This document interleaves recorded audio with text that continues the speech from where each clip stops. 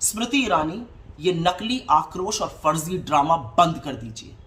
ये देश का सदन है, संसद है। आपके फर्जी आक्रोश के लिए अखाड़ा नहीं है। आंखें तरेरने से, हाथ नचाने से, गला फाड़ फाड़ कर चीखने से ना तो आपकी मृत आत्मा जागेगी और ना आपके गुनाहों की सजा कम होगी। और गुनाह तो बहुत किए हैं आपने। आपका सबसे बड़ा गुनाह है कि 78 दिन तक मणिपुर में हमारी बेटियां झुलसती रहीं और आपने एक शब्द नहीं कहा। और जब वो भयावह वीडियो आया और आप बोलने को मजबूर हुई, तब भी आप अपनी गंदी मेरा बलात्कार वर्सेस तेरा बलात्कार की ओछी राजनीति से बच नहीं पाई। गुनाह तो यह है आपका कि हाथरस की बेटी को 2:30 बजे रात को जला दिया गया और आपके मुंह से एक शब्द नहीं फूटा।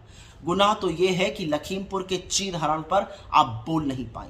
गुनाह तो यह है कि शाहजहांपुर में चिन्मयानंद के यौन शोषण पे आपके मुंह से एक शब्द नहीं निकला। गुनाह तो यह है कि उन्नाव में आपका विधायक दोषी पाया गया हत्या और बलात्कार का, लेकिन आप एक शब्द नहीं बोल पाई। गुनाह तो यह है कि अंकिता भंडारी को जिस्म फरोशी की ओर ढकेला गया, फिर उसकी हत्या कर दी भाजपा के नेता ने, लेकिन आपके मुंह से एक शब्द नहीं फूटा। यह गुनाह है आपका। अरे आपके घर से थोड़ी दूर पर इस देश की सबसे होनहार बेटियां कह रही थी कि आपके सांसद ने उनका यौन शोषण किया है। वो न्याय की गुहार लगा रही थी, उनको सड़कों पे घसीटा गया, बूटों तले रौंदा गया। आपके मुंह से एक शब्द नहीं निकला। सत्ता की लोलुपता में जिस दिन आपने महिलाओं के लिए बोलना बंद कर दिया था, जिस दिन आपने उनके खिलाफ दुष्कर्म को स्वीकार कर लिया था, आपकी आत्मा मर चुकी थी। तो अब ये फर्जी आक्रोश और ड्रामा बंद कर दीजिए। और ये क्या ऑब्सेशन है आपका राहुल गांधी से? राहुल गांधी जी की वजह से हिंसा भड़की है मणिपुर में। मुझे ऐसा लगता है आप एक विक्षिप्त दिमाग की औरत हैं।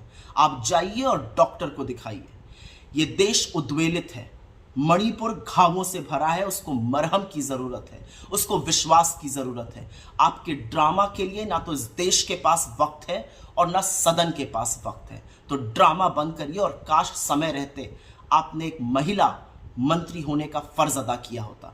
आप चुप रहीं और ये आपका गुनाह है। और चीखने से, गला फाड़ने से आपका गुनाह खत्म नहीं हो जाएगा और बढ़ेगा। बंद कीजिए अपना ड्रामा।